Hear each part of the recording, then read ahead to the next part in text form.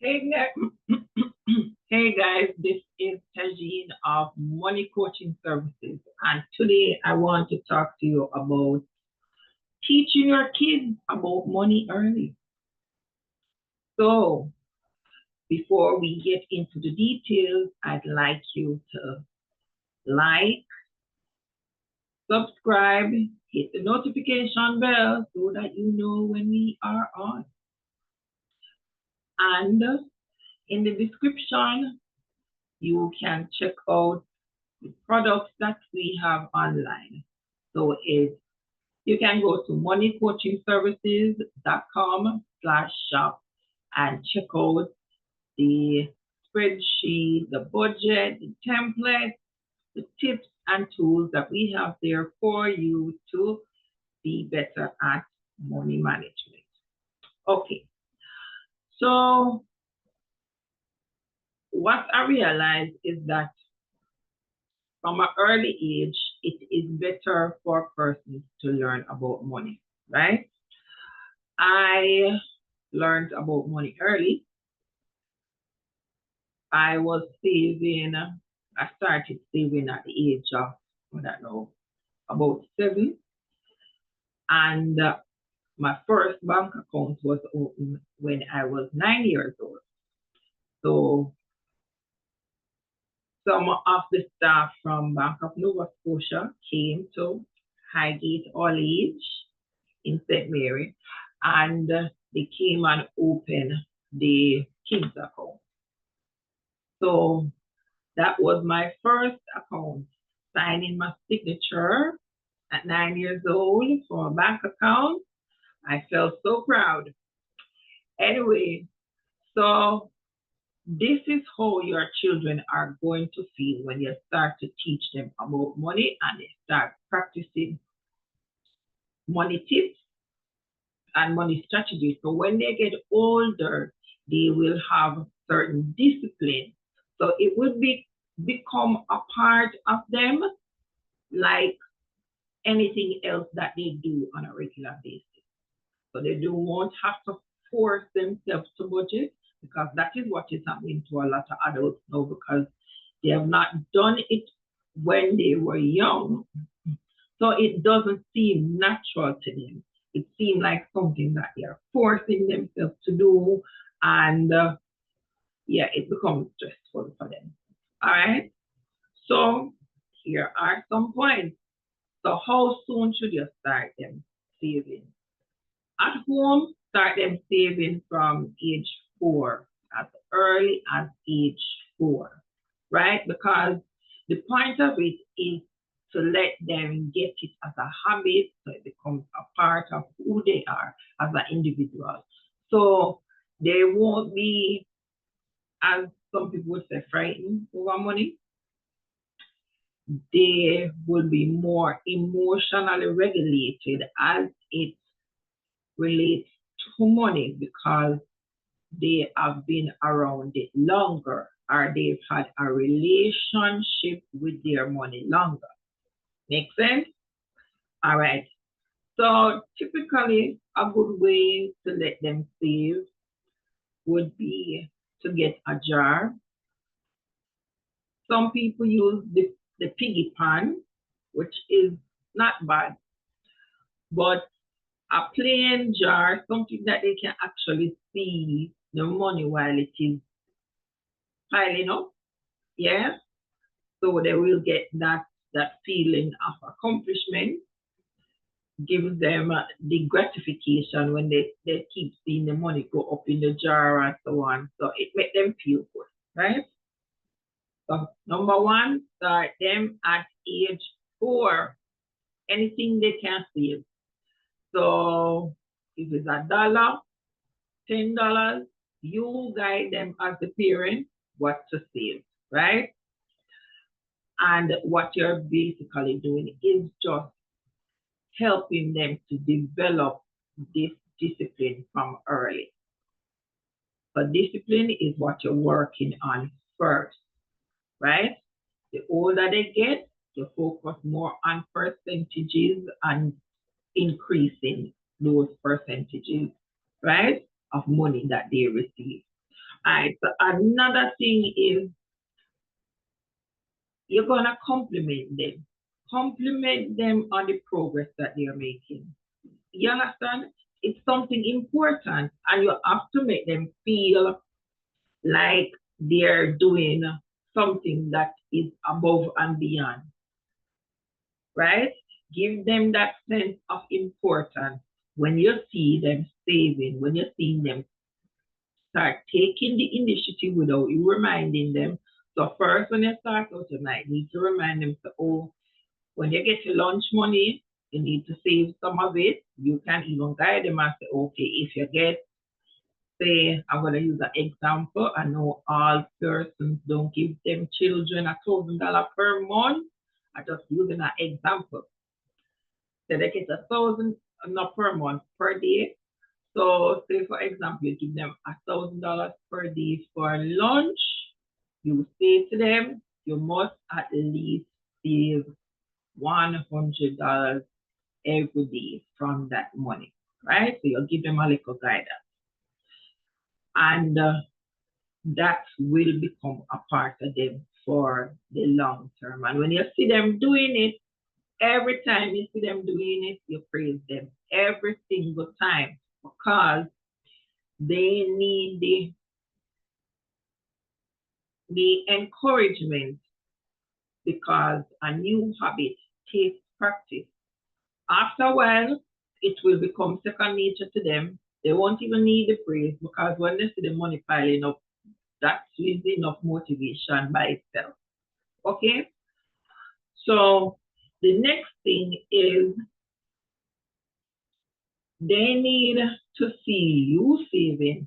I parents, you cannot tell a child that something is important and you're not doing it. You know what? I believe in leadership that shows that if something is important, I am also doing it, leading by example. So show them the example of you saving. Tell them your stories about how you grew up and how you used to save, for those who used to save early, and how it helped you. These little stories are very good for them, and how you are able to improve your situation because you have this habit. People, that's how most of us learn. A lot of us learn and the memory sticks with the stories, right? So share your experience with them, because it's an important part of their journey, and they need to know the importance of having their own money, so that when they start working, and they get their salary, there will be less temptation for them to spend all of it. Although, even though I was saving from age 7, when I started working, I got on what you call that kind of high, you know. When you get your first paycheck, how did it feel? You understand? Yeah. So it took me a little while to get back to saving, but once I got back to saving, I just put things in place, right?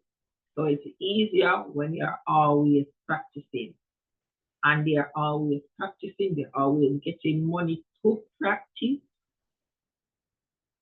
and you commend them on the progress that they are making. If you don't commend them, some of them might get laid back and say, it doesn't matter if they save or not, because mommy and daddy still going to give me money. I don't want that mindset. Although that is true to a degree, but you want to encourage them to be independent in their action and do things that are beneficial to them, and not really rely on someone else pushing them to make themselves better. All right, so what else I have for you now? So, my story now. So, I developed a tradition that for birthdays and Christmas, I would give the kids money and my husband would buy the gifts. Or one of us would give it. So so it no matter, it doesn't necessarily have to be me giving the money, but the child has to get money from one parent and gift from the other parent. There is no situation where we encourage them getting gifts from both parents, right? So the money is for them to empower them to save, but as a child, it might seem unfair if you only give them money. So you have to be careful because the mindset of a child is not geared to really going full force to managing money.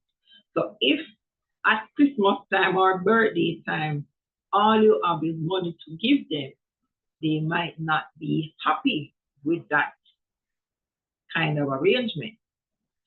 So start it with them getting money for their birthday from one person, and then the other person give them a gift, but they still need to feel like a child. So that is what we do, right? So that is how we encourage saving, and we also tie a lot of the savings or any lump sum money that they're going to get from us to important events like their birthdays, and people are happy and in Christmas time, you understand? So we give them the correlation of happiness or the feeling of happiness and joy with getting the gift and also getting the money as a form of gift, but also for them to save and to increase what they have for themselves, right? All right, so the last thing I have for you is open the bank account. Go and open the bank account. There is nothing like the feeling. Hello, when I was 9 years old, stepping into Scotia Bank with my bank book, giant line, proud of myself. And that was the time, after opening the savings account, when the Scotia people came to Highgate All Age, and I opened the account, and I feel so proud of myself, and I go into the bank to save my little money in my bank account, and I give the teller my bank book, and they update it, and I look at it and smile. Yeah, very good feeling, very empowering feeling for your children. And as parents, should be very empowering and proud feeling for you to know that you are setting up your child's mindset or their money mindset on developing discipline in this area, so that when they grow old, they don't depart from it. Or even if them stray a little bit, like myself, they come back. See, when I was 9 years old, I said I want to work at Scotia Bank. Did you believe that? I said I wanted to work at Bank of Nova Scotia just because the person came and opened the bank account, and I felt so nice.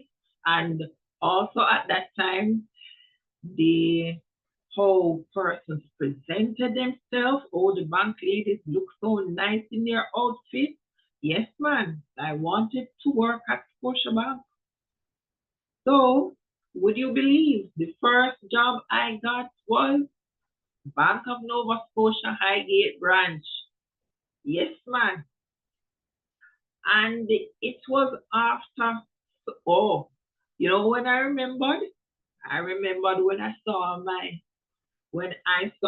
signature card. When I saw my signature card in the, cause you know them have a file cabinet that they keep the signature card for the customers. When I saw my signature, how I signed at age 9, because I didn't draw any money from my bank account. Did not draw any money from my bank account. Yeah, I was just saving, saving, saving, saving. So when I started working at Highgate DNS, that is where my account was open. Because as I said to you, I was at Highgate All Age, and the people from DNS Highgate came and opened the bank account, set up the bank account. I'm going to pay my little money. So I don't remember how much money it started out with, to be honest with you. But I just remember the feeling, and I was overwhelmed. And all I could say is that I want to work at Scotia Bank. I want to work for Scotia Bank. And when I started working at Scotia Bank and I went to the signature, the drawer with the signature, and searched for my signature card. When I looked at the signature, I was smiling. Look on the crowd door. Boy, look at the signature. Anyway, so yes, speak positive things over your life and over your children, and they can become self-fulfilling prophecies. I've said other things too, and just some people say leave it up to the universe and never thought about it again, and it just happened that way. Yeah. So my first job was at Bank of Nova Scotia straight out of high school. So this is our presentation for you today. Money management is not only about you, parents,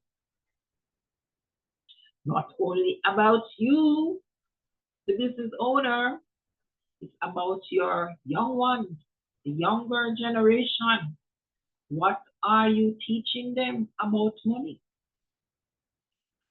Also, put in the comments if you started saving early, your parents encouraged you and you started saving early, you had your little piggy pan and so on. Yeah. Tell me also what age you started saving. Also tell me when, well, the first time I did a budget, that part came way down. So I used to see my mother writing our budget. So it is good, people, to get the kids observing the process, writing up our budget, groceries, da da da da da. The only thing I didn't like about the writing part is that when things change, they was crossing out. So thank God for Microsoft Excel. Yeah, where you can just make your changes, and in the comments section, for those of you who know to make the comments on Excel, you can go in there and explain why the changes were made. So that is how I normally use this spreadsheet when I'm doing the budget. But the budgeting part for the kids can come a little later, like when they reach age, like when they're gonna start high school. So age 10, 12, not too bad to start teaching them about basic budgeting. Yes, just income and expenses, and you can start give them a little money and say, okay, this is the money for something simple, and you will let them go and do it. So you can say, okay, this is the money for the light bill, and you make them go and pay the light bill, literally go, not online, people. Literally, physically go. Let them get that experience.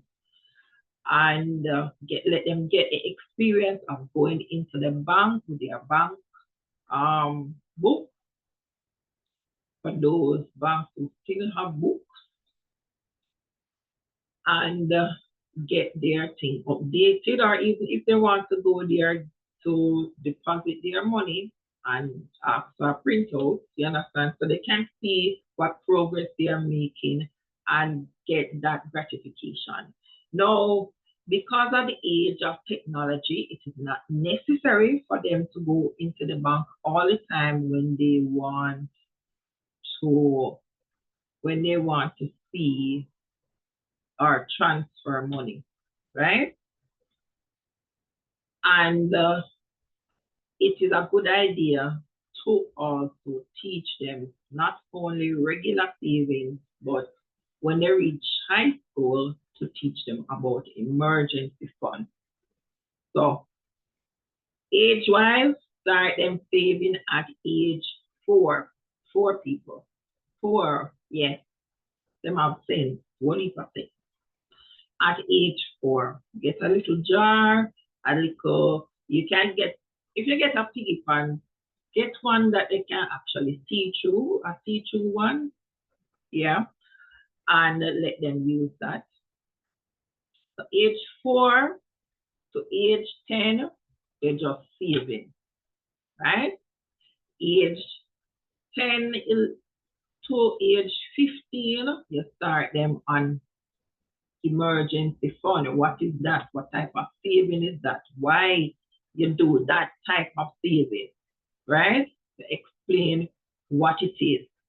And when at 15 now, 15 to 18, you basically start them on a budget.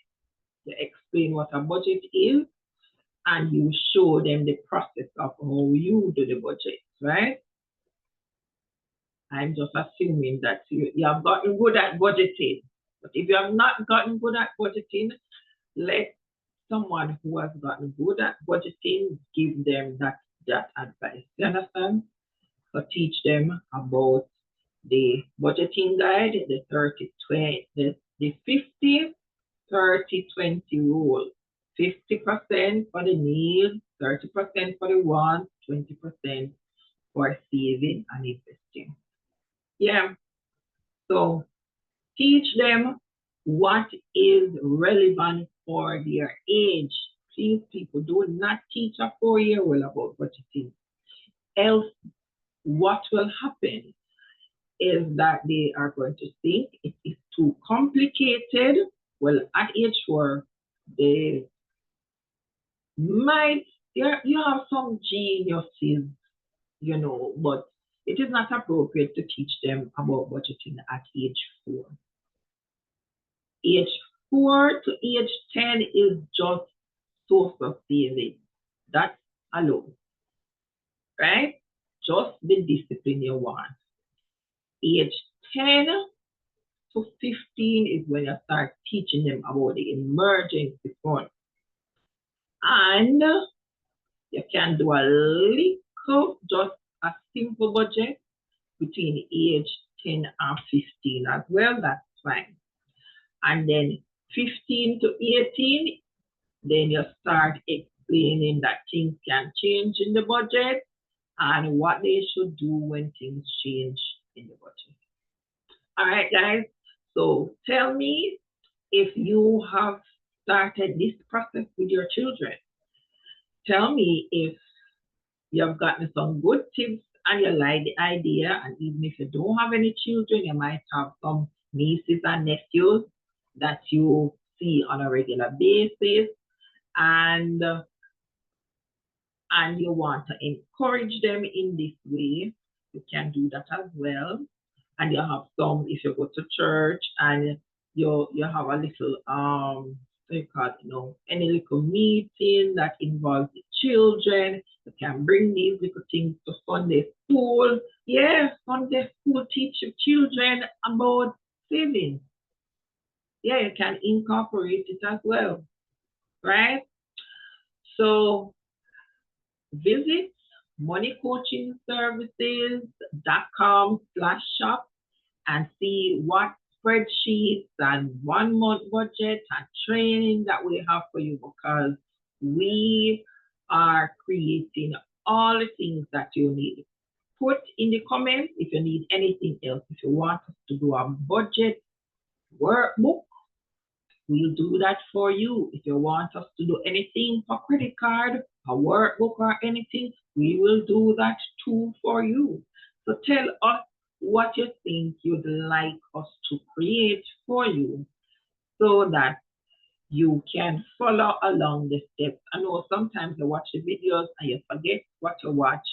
So having something tangible for those of you who made notes, big up. So you will have those notes that you can refer to.